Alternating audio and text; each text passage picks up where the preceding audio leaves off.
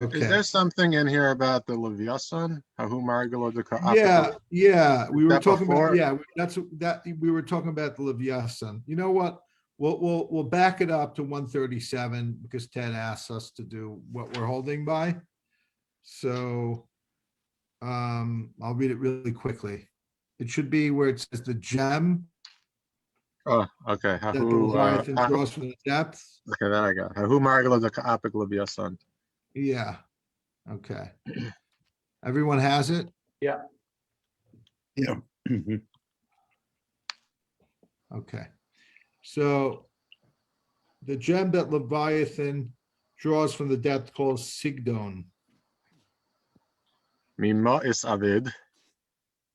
What is it made of? Eliyoma. Well, this day on which Leviathan draws it forth. Yoma Dishar be Makdisha. Tespa of Ihu. And the sea shakes as the day of the temple was destroyed, Tisha B'Av. As for that gem, where the Blessed Holy One remembers his children and sheds 2 tears into the great sea, one falls in this depth called Sigdon, and one falls into another depth called Gilba. For there are 5 other depths in the great sea, but they are not as significant as these. Once these tears fall, they congeal within depth, and one sinks in the depth called Gilba. We're not going to explain it. We're not even going to read the notes. This is just kind of to help us remember what we were concluding with last week.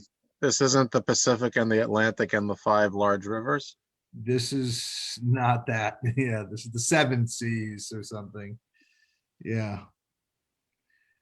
I'll just keep going. Below, within the dregs of wine, evil dregs, emerges one agitator, the accuser, primordial demon. He is in the spirit of the image of Adam. When he approaches holiness, as soon as he is removed from there and seeks to descend, he must clothe himself in a garment to damage the world, and he descends with his chariots. And his first garment that he seizes is Tavnit Shar, the image of a bull, the form of a bull. The first of these 4 damagers is Shar and Ox, and those 4 are the primary ones to damage the world. All 3 primary causes of damage, aside from the Shar, belong to it, and therefore it is written, they exchanged their glory for the image of a bull. Now we're going to go to where we're holding this week, 138. What is eating grass, right? Because it says that the bull was eating grass, right? So what does that mean?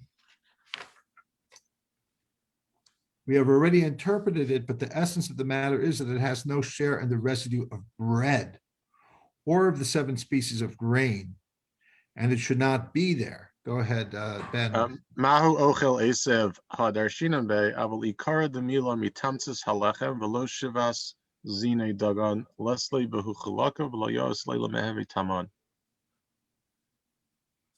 Biduchtayu. And thus, and those other ones sit in their places before they leave. They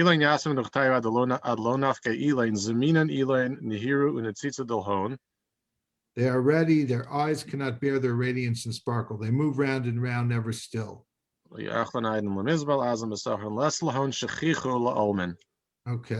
great.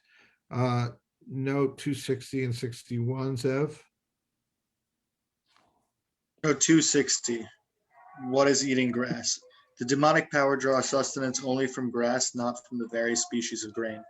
The 7 species of grain apparently include the 5 species of grain often referred to in rabbinic literature, identified in the Middle Ages with wheat, barley, oats, spelt, and rye, plus rice and millet. It gives a number of sources. The full verse in Psalms reads, they exchanged their glory for the image of a bull eating grass. For the earlier interpretation of eating grass, see where it says nothing is more disgusting and repulsive than an ox when it is eating grass. On the contrast between simple interpretation and the essence of matter, see in Sharai Ora where it says, I have not come here for drasha interpretation, but rather for the essence of the matter. And 261, and those other ones sit in their places. The beginning of this passage is missing. Its context is a certain grand palace in the courtyard of the heavenly temple. These and those Yeah. apparently refer to various angels. Yeah, we get a lot of these like things that just don't make sense because they're just like a line or two out of a page or more that we don't know about. Okay, when a person gazes on this palace, Aristotle Barnash Bahayachola Miyad Bistaklusa Kadmo is Chazi Ze'er Velo Ze'er. immediately at first glance, it appears small, yet not so small. Estakel Yatir is Chazi Rav. It looks longer and it appears bigger. Two Estakel is Chazi Yatir Rav. Keeps looking more and it seems to be even bigger. Kol Mad Estakel Hachi is Chazi Be'is Pashtusa Rav Ilah. The longer he looks, the more it seems to expand until The Dame a Bistaklusa glimpse Kamo Nima like a handbreadth seems immeasurable, which is probably it almost seems like the equivalent of when you wake up in the middle of the night and you can't see anything, and then your eyes start adjusting and seeing the, or when you walk into a dark room and then you don't see anything until your eyes adjust.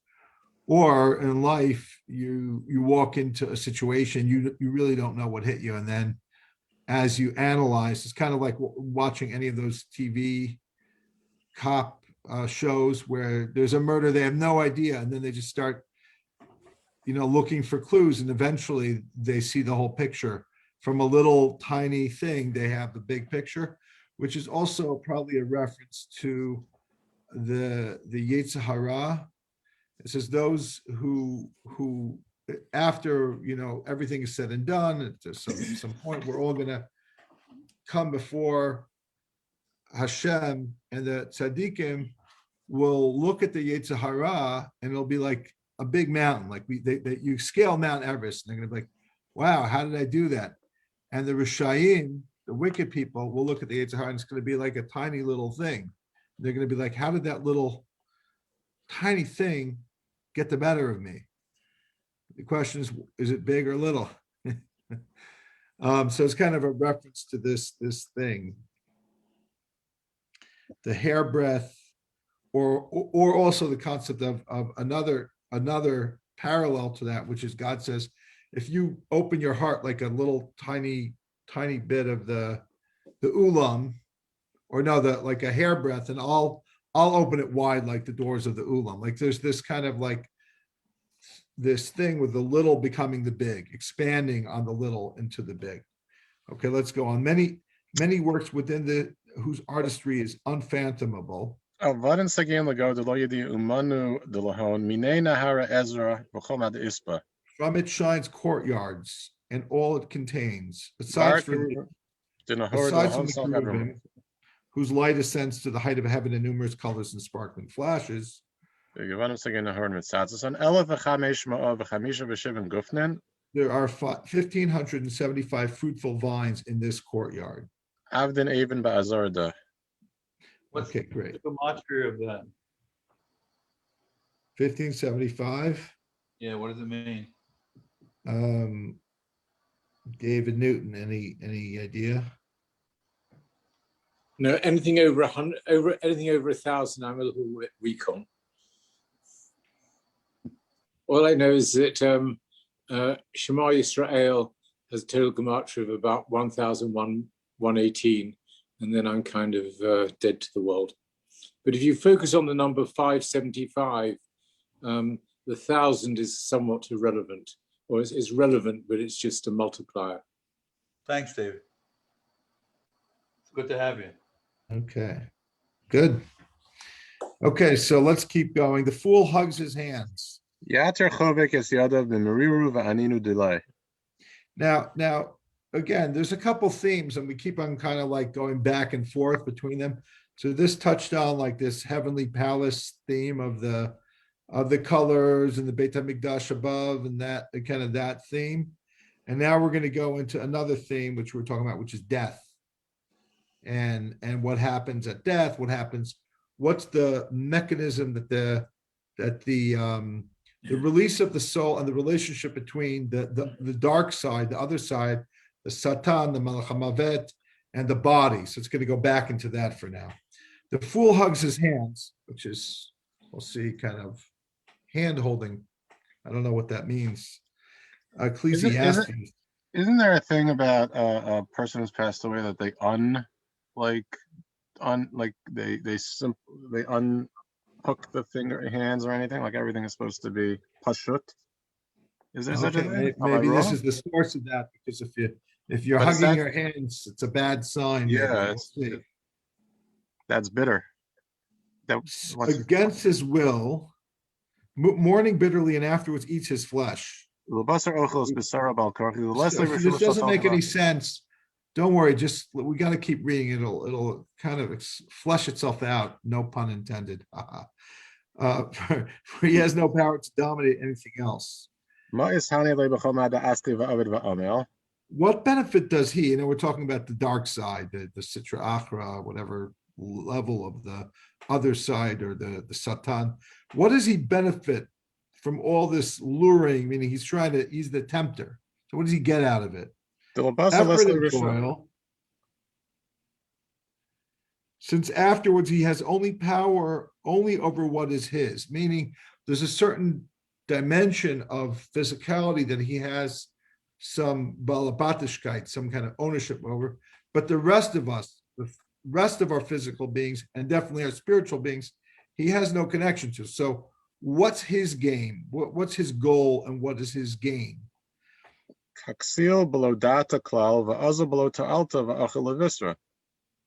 Then he dances joyously like a total mindless idiot, like a fool. And he goes on futilely eating his flesh with no permission, no authority over the rest of the person. Bitterness above, bitterness below. When Israel is in a bad state or in distress, when they're consumed by their enemies, not providing power by their virtuous deeds to escape from him. Even regarding his flesh, which is from the side of the Holy King, from that side, the Holy King is not happy, is displeased, since he is compassionate and gracious, but over what is his, the Holy Spirit, the Holy Soul, neither those above or below can dominate it at all. Okay, let's read the notes of 262 and onward. 262. On the Keruvim and vines, see above. Notes on the fruitfulness of the future temple, see Ezekiel and Sanhedrin. The fool hugs his hands, 263. The beginning of this passage is missing. The proverb in Ecclesiastes describes someone who does no work at all, but just sits clasping his hands and perhaps gnawing at his knuckles. Such a person causes himself devastating harm. The fool hugs his hands and eats his flesh, or his own flesh. Here the fool represents the other side, or Satan, who mourns when a human dies because human flesh derives from the demonic realm.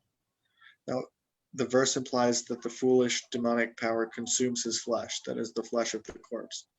On Satan as an old fool, see the above note, quoting Ecclesiastes on an old and foolish king. 164, what benefit does he derive? After tempting a person to sin, accusing him and killing him, all that Satan gains is that person's flesh with no authority over the rest, which includes a person's bones, organs, and especially spirit and soul. When Israel succumbs to Satan's temptations, there is bitterness above and below. On earth, Israel suffers, where the lack of virtue prevents them from strengthening God himself. So there's little hope of vanquishing evil and for Israel to escape its clutches. On the notion of strengthening heavenly power, see the above note. On the question, what benefit does he derive? See in the Talmud and elsewhere in the Zohar. Okay, great. We're going to continue on page 140. Valda kol taskufen v'choma da astiahura. The end of the first line. So all the machinations and all the evil ones luring, plotting to dominate the Holy Spirit, and finally he fails and returns and eats his flesh. What benefit does he get? Furthermore, they are all congealed in dense disturbance, and those above and below have no tranquility. Go ahead, Ben. Yeah. Muhammad has a Rabbi Chashul Mishla Rucha Kadishu Labasa Lo Yachil V'Yashav Ochelas B'Sar Mat Alta Havaleva Odeinu Chalpan Kulu Kartira Takif V'Lashachichu Lilon Metatan Tava Em Lachamila. Come and I will tell you something. If you say that Time- the angel of death feels joy when he kills people, not so. Rather, because he sees that this is his master's wish, he displays joy in fulfilling his will. As it is written, storm winds fulfilling his word. Psalm 148:8. We say that we say that every morning. Yeah, 148. yeah.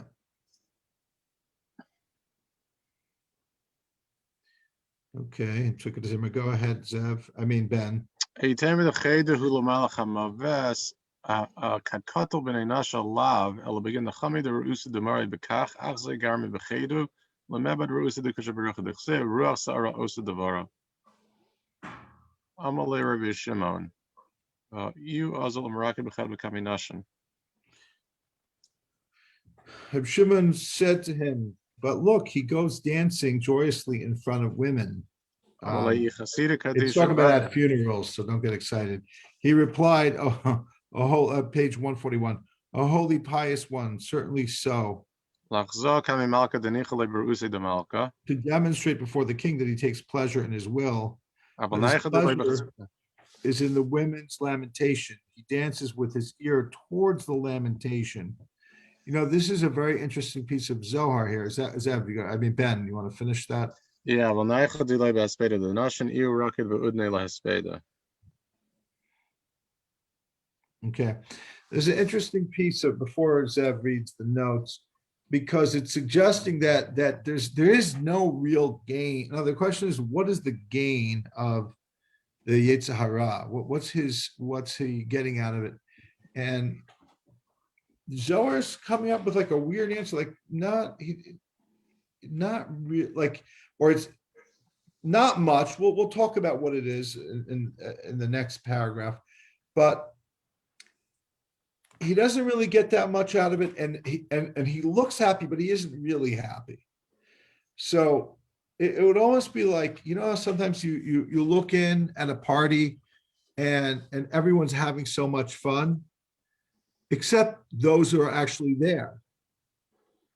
In other words, it looks like fun because there's you know, beautiful people and alcohol and music and like all the right ingredients for fun, but it's like not really fun internally. The people are not really enjoying themselves. So the Zohar is saying that it's almost the same for the Malach HaMaves, where he looks like he's enjoying his job, but that's because he doesn't want to insult his boss. His boss is God.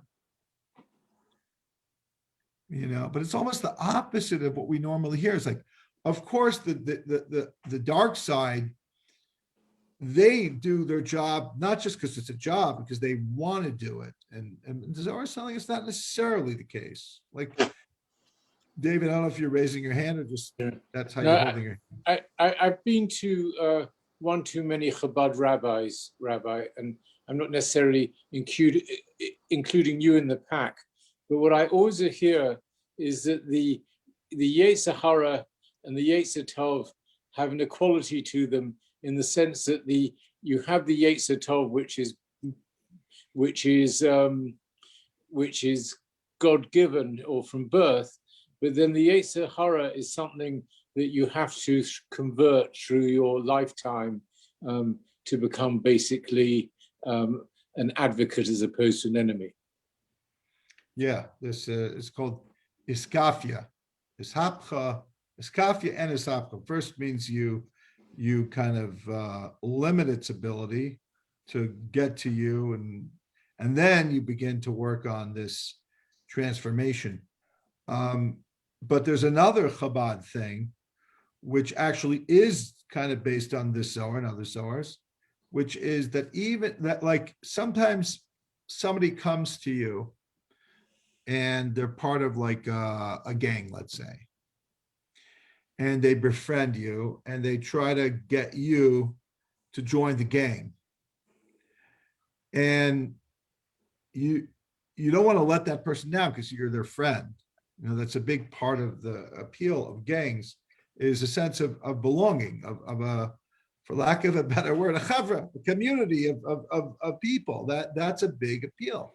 So what if the guy who's trying to get you to join the gang doesn't really want, it's his job, because he works for the gang, to try to get you to join the gang. So he's doing his job and he has to do his best or else he'll be in trouble.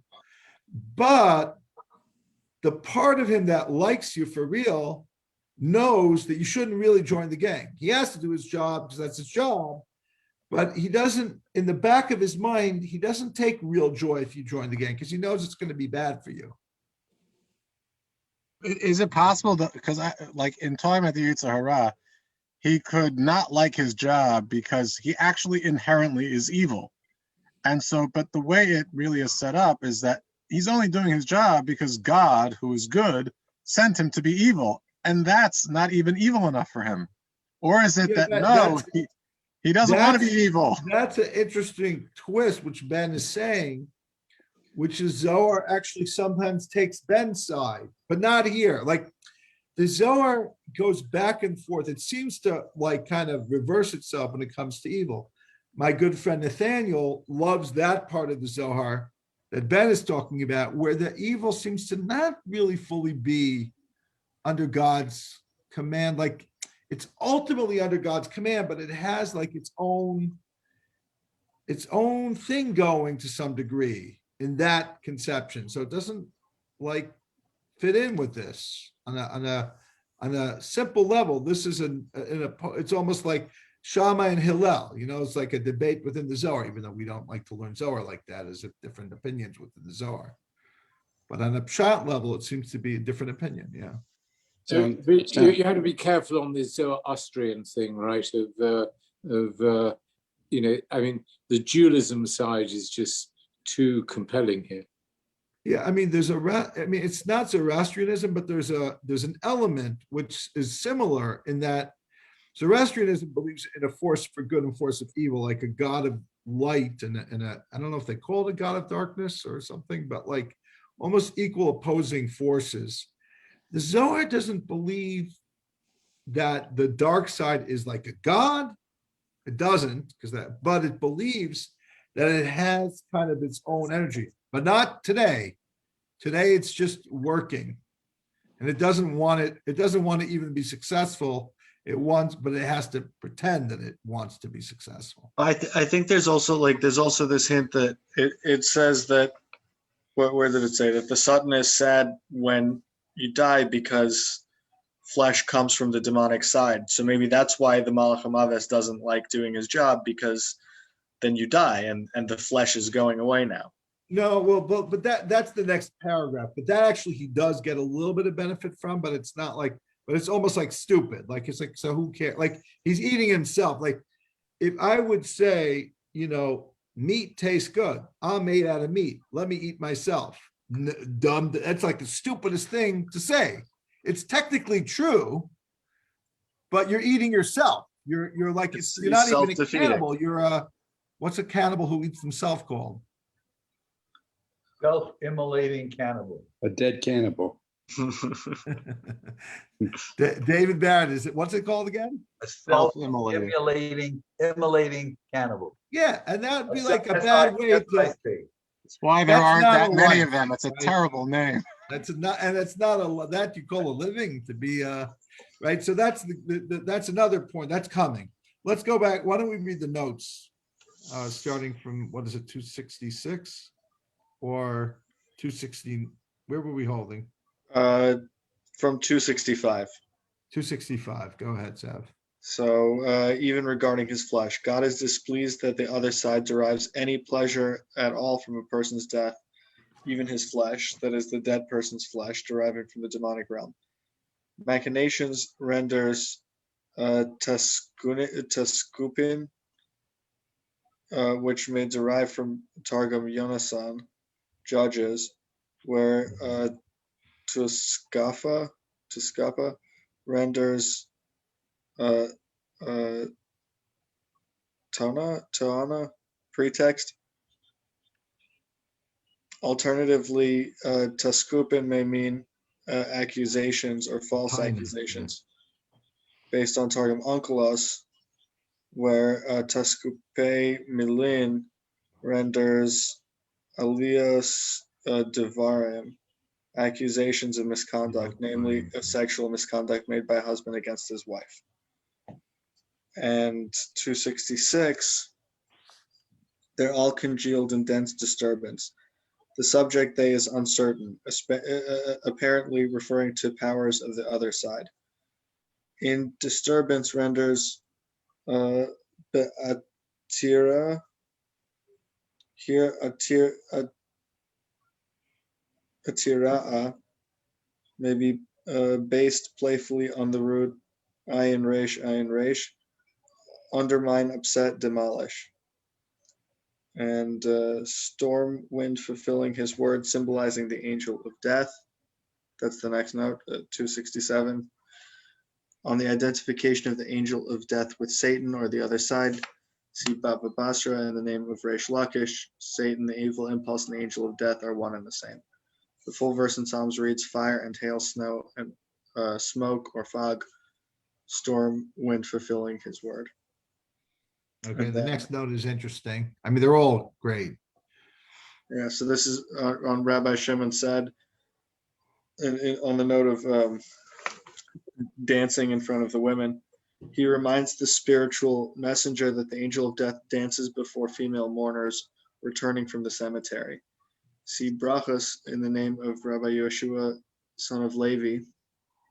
3 things were told to me by the angel of death. Do not take your shirt in the morning from your attendant and put it on. Do not let water be poured on your hands by one who has not washed his hands. And do not stand in front of women when they are returning from being in the presence of the deceased, because I go dancing in front of them with my sword in my hand, and I have permission to harm. If one encounters them, what is his remedy? Let him move from his place 4 cubits. If there is a river, let him cross it.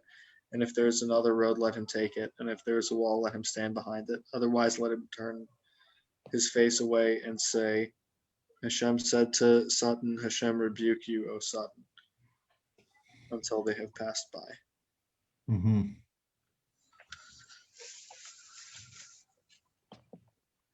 Okay. Why shouldn't you take your shirt from your attendant in the morning? Look it up. You have your homework cut out for you. I think it's in Give Rashi. us a 2-page report, please. And then just, you want the water in here?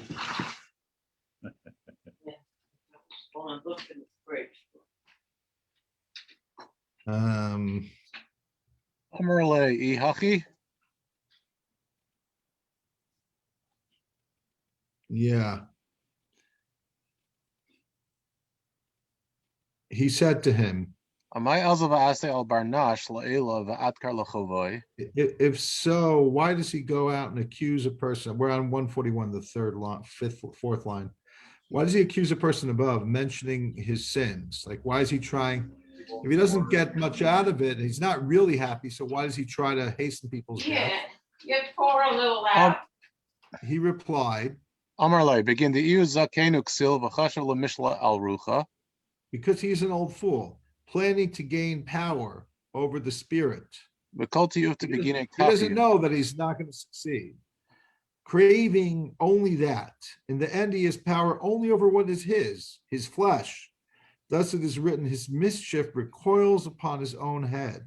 Psalm 7, verse 17. delay bisra delay valdaksiv yashav amalo barosho. Okay, it goes, and in other words, it's like that fancy word that David Barrett said for self-cannibalizing, and that's what he gets.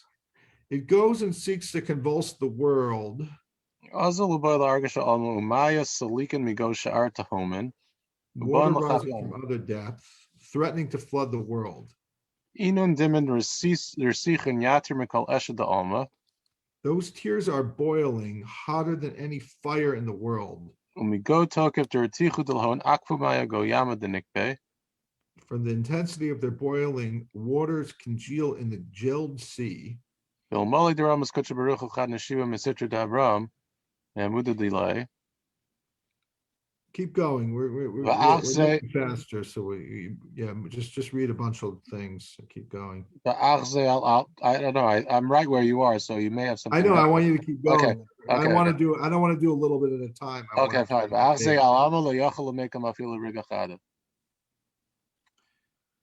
Yeah, keep going. Inun dimen kad naflan go yama ishtama kala ben yama at ma'arta de kapelta. Mikal nehima dilhon de ka ishtama taman kad olan go yama misaran avon kad moe v'kamu. V'chashvu kudu kuchabrichu bo lahafacha alma ad de kala nafik ba'armalon. Lo titchalu rechiven kadishin. Beginechon dacher kuchabrichu lebnechon. V'yuba lemifrak lon va'atan techman. Okay. If the Blessed Holy One did not reckon a gust from the side of Abraham, from his pillar, manifesting it upon the world would not endure for even an instant.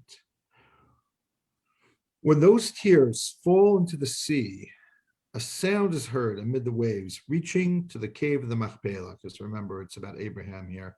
From the roar heard there, when they enter the sea, the ancient patriarchs are awakened. And they rise, thinking that the Blessed Holy One seeks to overturn the world, until a voice issues telling them, do not fear, holy, blessed one, beloved ones. For your sake, the Blessed Holy One remembers your children, and he wishes to redeem them, as you will see. Keep going, Ben. Alpha basin kulum. You can tell me when to stop. Alpha basin kulum mishulavan umisorfan be'ilain be'ilain bischabram mitzirufa dishma kadisha. Kevin is chazo aslu mitzirufa da ilan genizan v'nafkan acharonim v'chein kulu. Ilan genizan v'ilay nafkan kulu lago b'chalula de'inun kaftorin. Okay, thanks. All the alphabet combines, permuting one another, joining in permutation of the holy name. As soon as the letters appear in their permutations, they are hidden away and others emerge, and so with all of them, these hidden and those emerging, all within the hollow of the calyxes.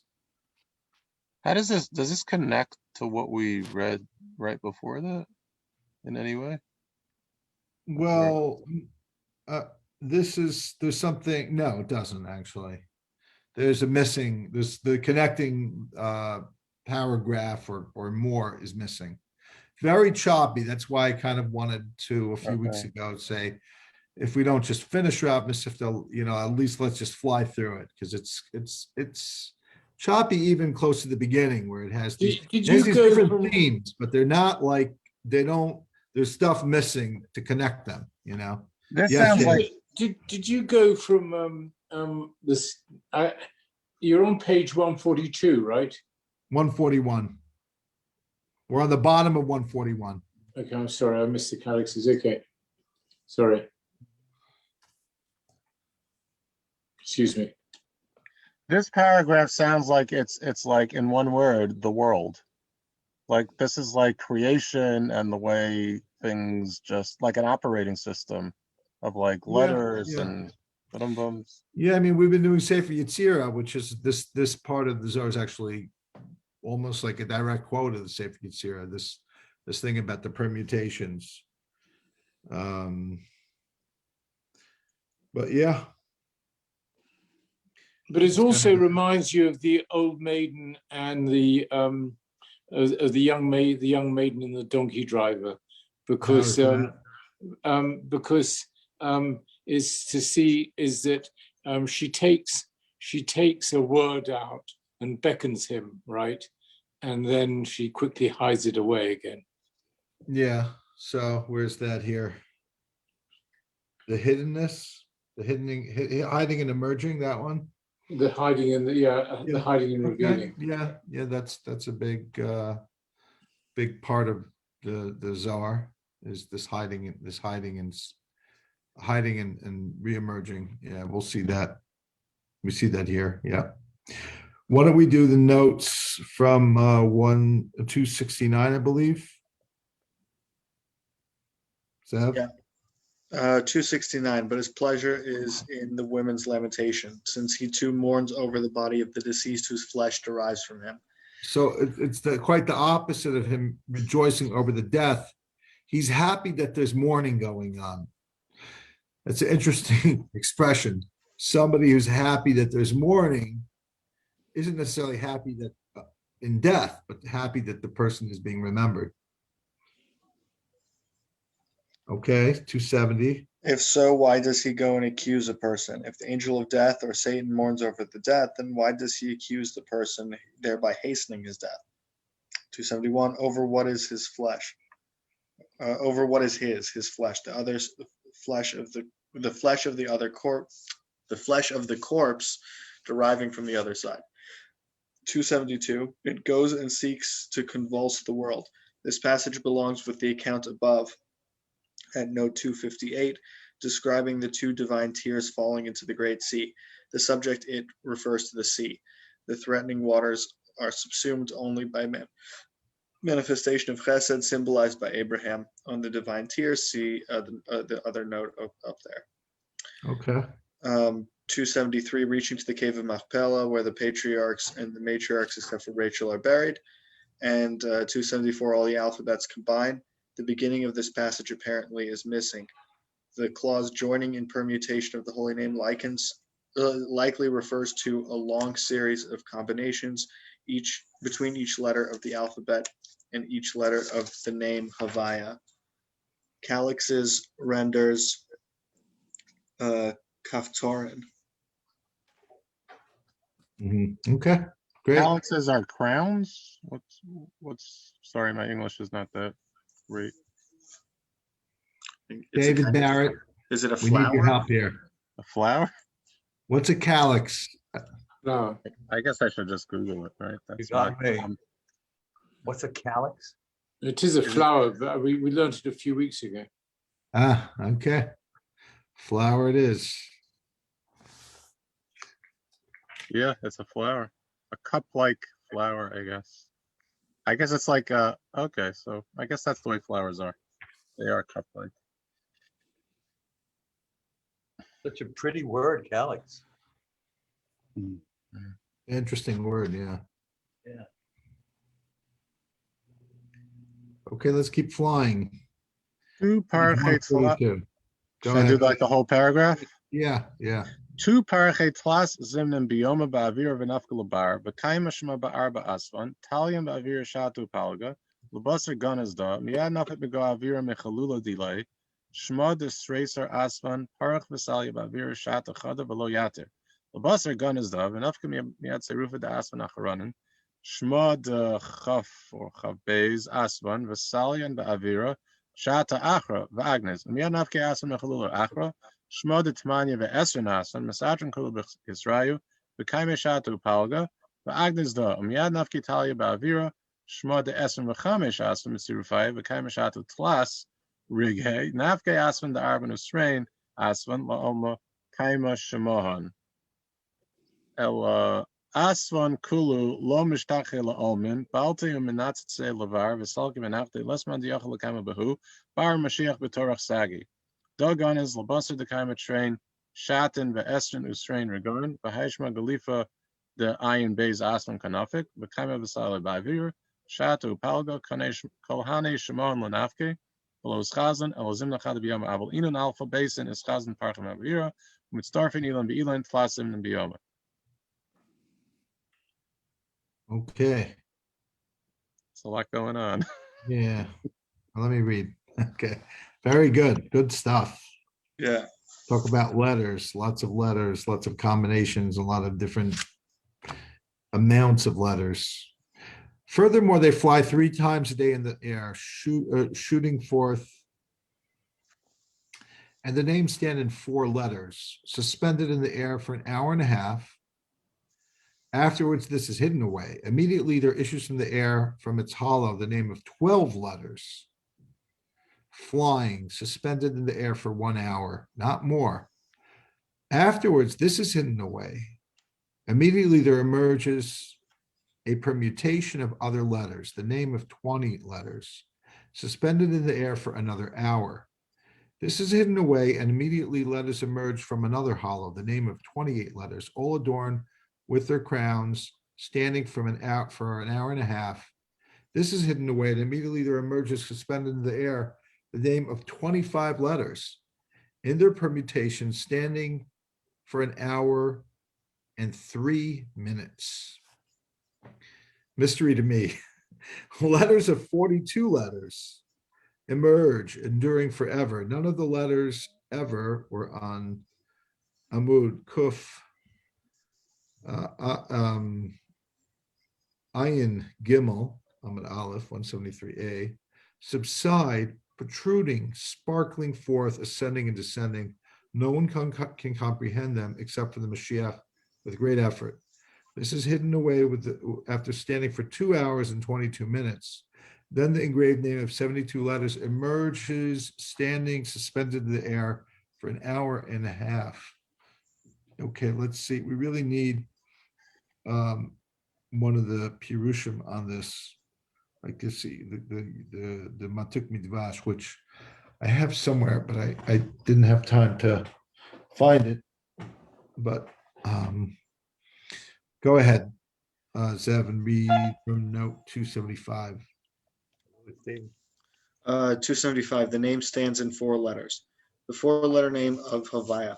On the period of an hour and a half, see above. There's a note on that. On the divine name of 12 letters, see Kedushin, where it says our rabbis taught at the first of the name of 12 letters. At first, the name of 12 letters was transmitted to everyone. Once the unruly who misused the name increased, it was transmitted to the humble of the priesthood, and these swallowed it. They didn't say it out loud during the sweet chanting of their fellow priests. The exact nature of the name of 12 letters is unknown. In medieval literature, it is sometimes associated with the 3 occurrences of Havaya in the priestly blessing. See Bahir 80, where it says numbering 3, numbering 12. According to Or Yakar, the 12-letter name is Eka Havaya Adonai. And then there are other notes on that. For possible interpretations of the name of 20 letters, the name of 28 letters, or the name of 25 letters, see Or Yakar Mikdash Melech, Yahel or Masak Midrash. And then letters of 42 letters emerge. The name of 42 letters is mentioned in the name of Rav, though not recorded in Kedushin. Hagon indicates that it consists of a string of letters. I'm not going to read them, which are also the initial letters of the 42 words constituting the prayer on a Bikah. Yeah. According to Yaakov ben Meir Tam or Ben Tam, this name consists rather of the first of 42 letters of the Torah, from the base of Bereshis in the beginning through the vet of Vohu. On the name of 42 letters, see, and he gives a number of places, you can look it up.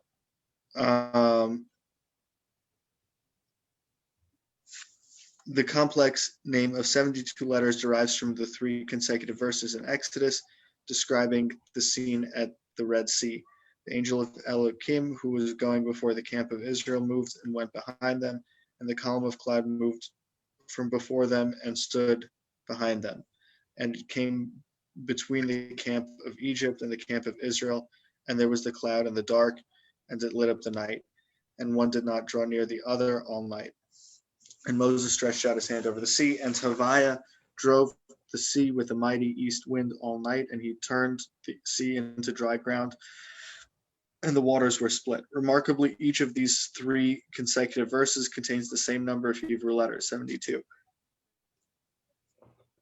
From these verses, a complex divine name is composed, known as the name of 72. The implication being that the sea was split by the power of this name.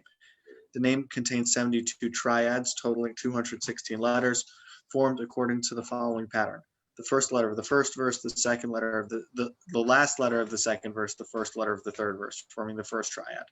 The second letter of the first verse, the penultimate letter of the second verse, the second letter of the third verse, the second triad, and so on. And on that name, you can see elsewhere on the Zohar.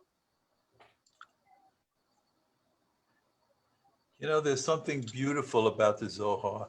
It really has you be humble. Realize how little we know, you know. Even Danny Yeah. Matt didn't get to it here, frankly. Yeah. Well, it's these each one of these things is like a universe in and of itself. Yeah. So I mean, the 72 names does have an extensive part of the Zohar, which Danny is basically condensing into this footnote, actually. But it's wild. I mean, the 72, you know, just studying it in the Zohar, this is like a little taste of it. I think we did it once. I don't know if we did it with this group or another group, but yeah. But David, I think I would add a little footnote to your comment. There are a lot of other things you could study where you would realize you don't know everything. I think the Zohar is like you could I don't know, whatever discipline you have no knowledge about, right? You'd study it and you know, oh, I know so little. The magic of this is that you study this and then you think you know very little about everything. Like it's like it has like this geometry to it. Yeah. Yeah, that was our Purim Torah, the Torah of the unknowing. Yeah. My doctor told me a nice thing about medicine. He said, Hopefully he didn't say he doesn't know nothing about medicine.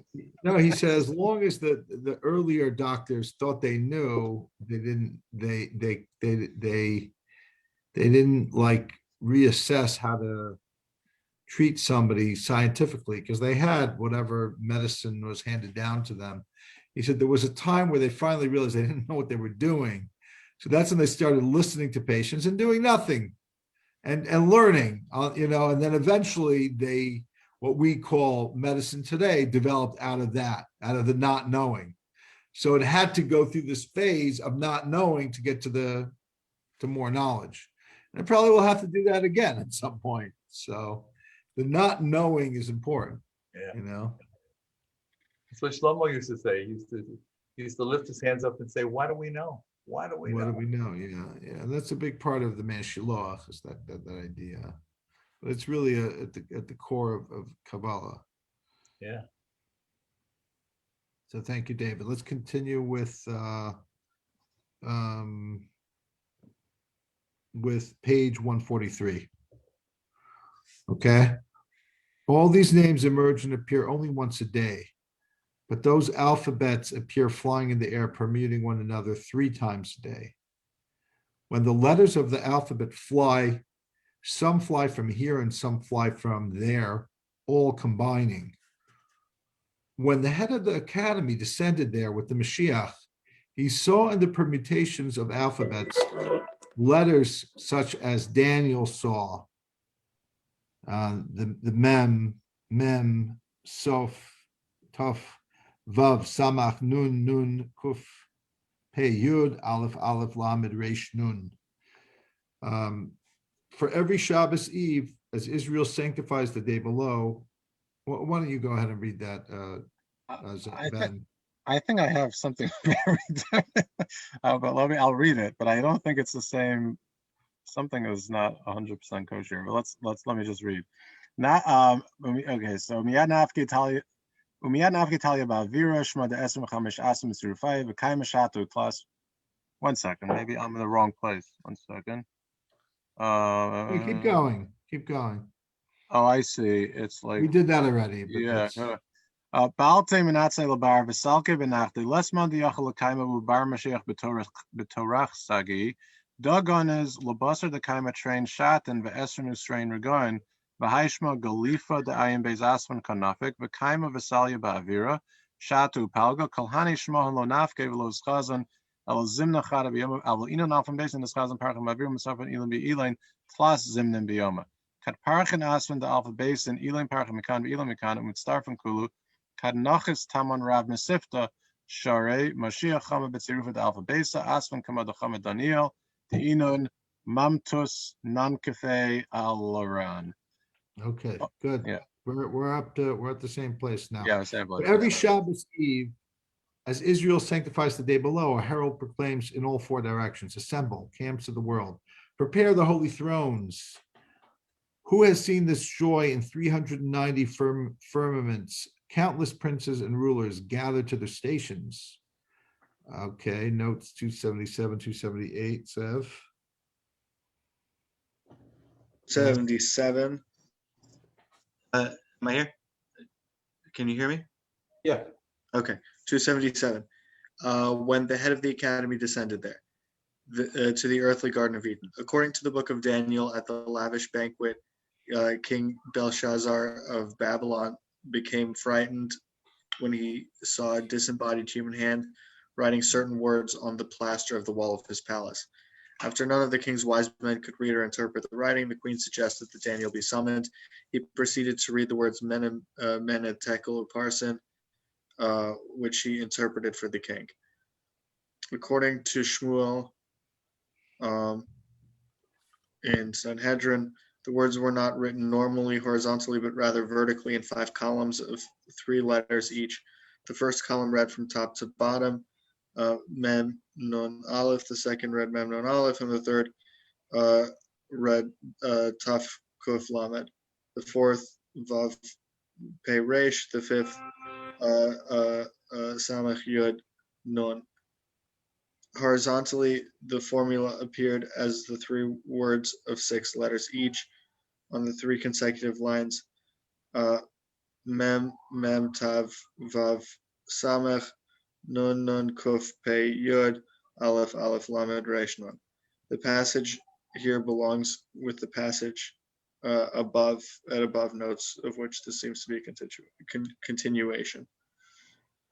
And 278, for every Sabbath Eve, the beginning of this passage is missing. As Israel welcomes the Sabbath on Friday evening, all the angelic camps gather. The number 390 is the numerical equivalent of the word Shemayim. Okay, David Newton. Okay, just so that I conceal what a total weirdo I am. I on one Shavuos, I saw. You're the most normal person in the community. I saw in white these letters, and then when I was in London, I saw Rembrandt's picture of Belshazzar's feast with the disembodied hand. Right. I went back and consulted my book of Daniel, and I added up the gematria. I mentioned it earlier today. I added up all those numbers, right, all those letters. And the interesting thing is that it actually comes to 1,118, which is the gematria of Shema Yisrael. Yeah. So sorry about that, guys. It was. I thought you were going to say 1575 or whatever that No, was. I didn't get there, right? You were like, you had something in your pocket the entire time and you made us wait till now. Right. So I'm sorry about that, but Daniel did prompt me. Yeah. Wait a minute, but if you add up the 118 plus the number of the number of six, no, not the mitzvahs, the number of bones and stuff in the body, 300 and something or other, does that come up to that 1,500 number? I don't think so, because it ended in a 5. Close. We're getting close. And then we add another little thing. Okay, let's go to page 144. As soon I as think the key is Rabbi, is that these numbers all break down, just like the 72 name does, that they all break down into triplets. The 42 letter name does, as does the inscription of the Daniel saw. Yeah, they have that in common. Yeah. As 144, as soon as Israel below sanctify, the blessed Holy One is aroused. Then the tree of life strikes its leaves with a breeze from the world that is coming, and the branches of the tree sway, wafting fragrances of the world that is coming.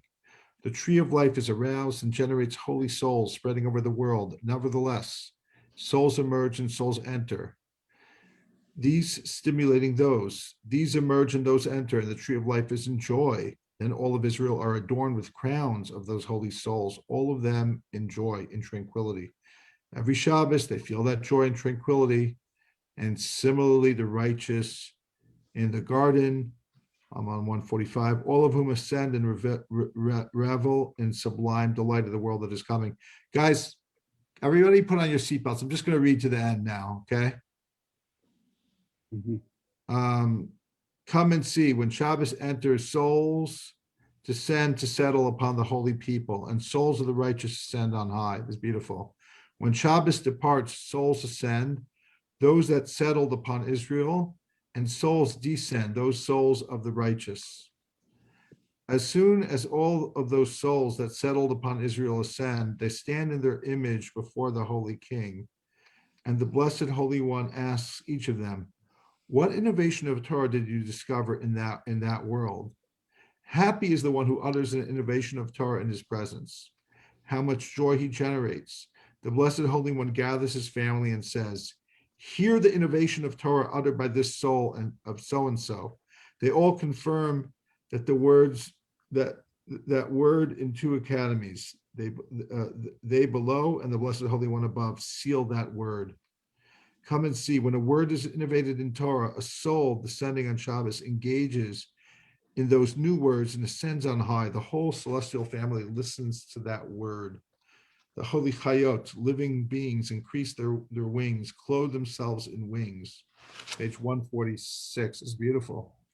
But when the Blessed Holy One asks them and they do not respond, remaining silent, then what is meaning the person doesn't have a innovative part of Torah to give over. Now, what is written of the holy chayot?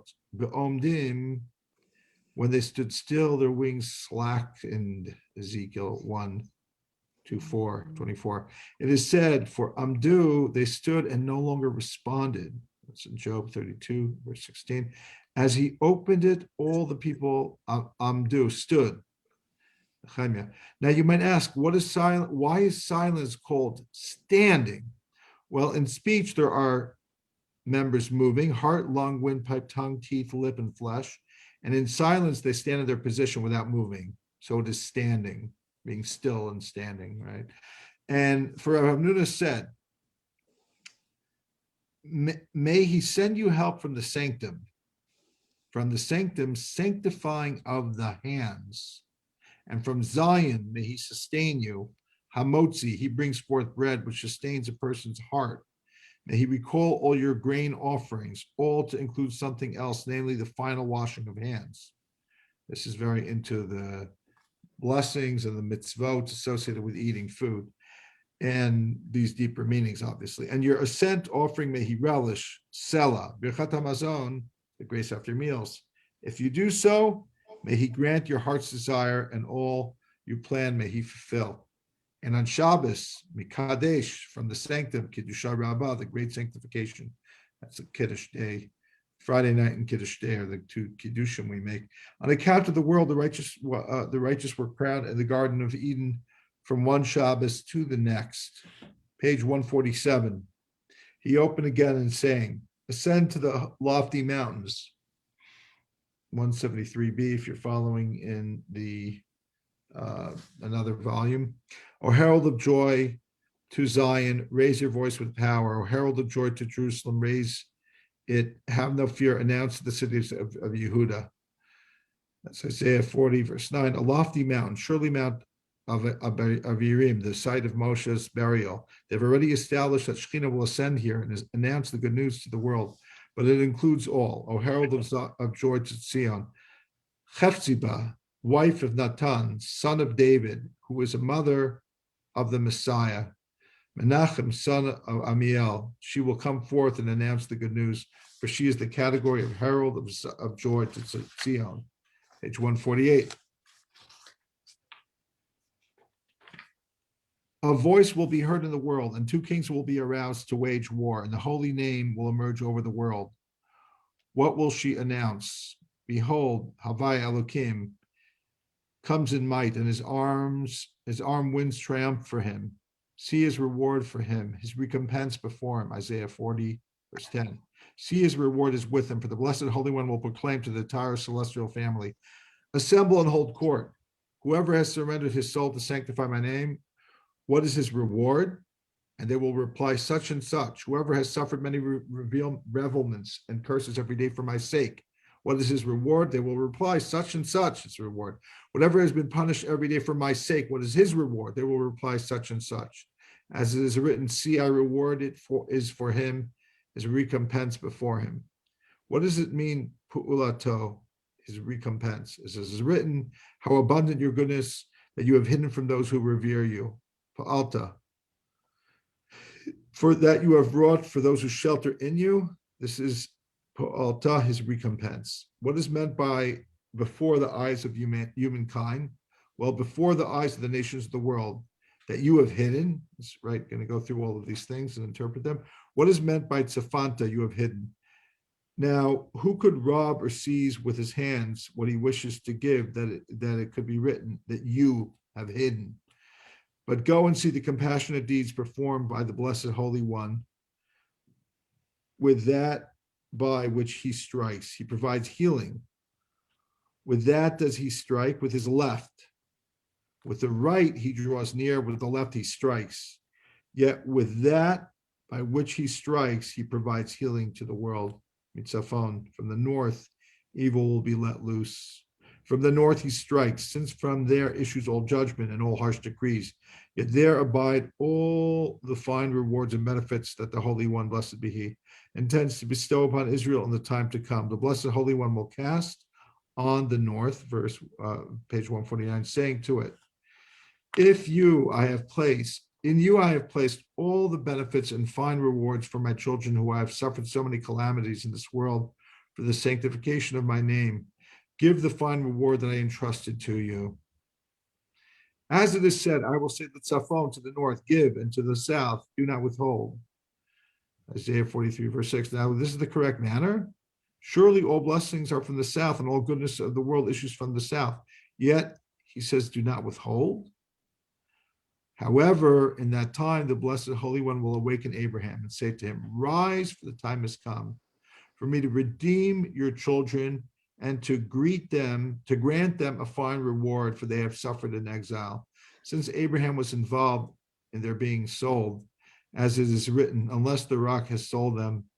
This is Abraham. He becomes like someone to whom this seems unfavorable and acts like someone wishing for them to suffer further for their sins and saying exact retribution for their sins and their transgressions. Question, page 150.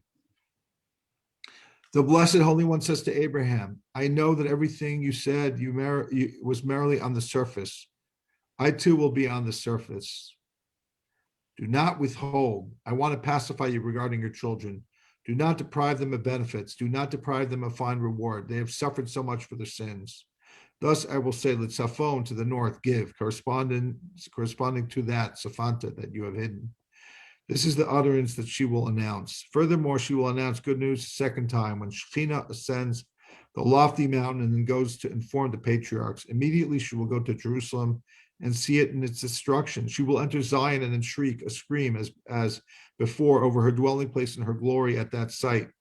There she will swear that she will not move from there or leave until the Blessed Holy One redeems her children. This name, Hefzibah, will proclaim as it is as before, saying, "Oh, shout for joy, you who dwell in Zion, for great in your midst is the Holy One of Israel." Isaiah 12, verse 6. What is meant by great in your midst? The Blessed Holy One who's coming to her to raise her from the dust of Siyum and say to her, shake off the dust, arise, sit in the throne of Jerusalem. Surely. Page 151. It's done here. By this, too, how much joy upon joy for the righteous in the Garden of Eden.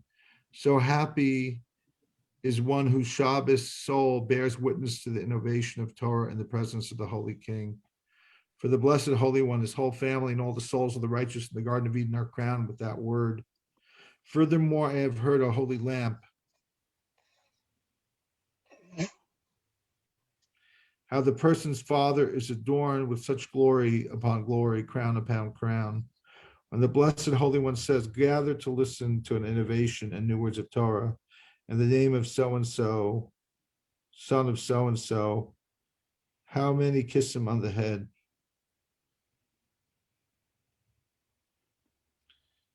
How many righteous adorn him, adorn him when they descend? Happy is the share of all those who engage in Torah on the Shabbos day, even more than any other days. Let's, usually when you finish a tractate, you say,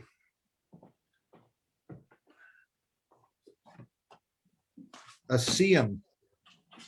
You say a hadron when you complete something. I don't know what you say when you finish a section of the Zohar. Maybe you make a l'chaim. Definitely make it a No, I think you say, please God, let me live long, because I don't want any of these things to happen to me. Yeah. But Say, oh, shout for joy, you who dwell in Zion, for great is your midst in the Holy One of Israel. Isaiah was in the last few paragraphs here. yeah, the end is magnificent. Is Hefziba a biblical character? Yeah. The note here suggests that there was a tradition that said that Nassan was going to be the ancestor of Mashiach instead of Shlomo, and that Mashiach was going to be descended from her, according to this idea that's alluded to in the note here. But it's only hinted at. I don't know what's being said really. Yeah. So we'll do the Hadron Allah Rav Mesivta. V'Hadron Allah Daitan Allah Rav Mesivta. V'Daitan Allah Lo Nisnashim Minach Rav Mesivta Lo Nisnashim Minan Loma Ba'alma Hadim Loma Da'alma Da'asi. Yiratzim Ofnecha Nei Lehin V'Lei Avesinu Shetheit Tarascham Anasinu V'Olam Hazav Tehem Iman Olam Haba. Chanina bar Papa, Rami bar Papa, Nachman bar Papa, Achai bar Papa, Abamari bar Papa, Yifram bar Papa, Rachish bar Papa, Surcha bar Papa, Ada bar Papa, Dara bar Papa. Haryavna ne lehinu estibis erascha befinu befifias amcha beisisel. V'niyeh cholonu nachem tzitzeinu v'tzitzeinu amcha beisisel. Kolonu yodesh mecha. Kolonu neteresacha l'shma. Ma'ovid chakmin mitzvosecha kil olam hili. Hili bitamim v'chukecha laman lo evosh lo olam mo eshka pkudecha kibam tiyisani. Okay. Modim anachnu lefanecha. Shesamtucha kinem Yoshe besimene shlo samtucha kinem Yoshe kanash anach mashkim vehin mashkim anu mashkim lo divra ter vehin mashkim lo dvarim betelim. Anu amelim vehim amelim anu amelim b'mekam schar vehim amelim be'inim mekam schar. Anu ratzim vehim ratzim anu ratzim l'chayel haba im ratzim lever shachas shenemer ba'at elokim taridin lever shachas achid remir al yachsi meim b'ani eftach ba'al.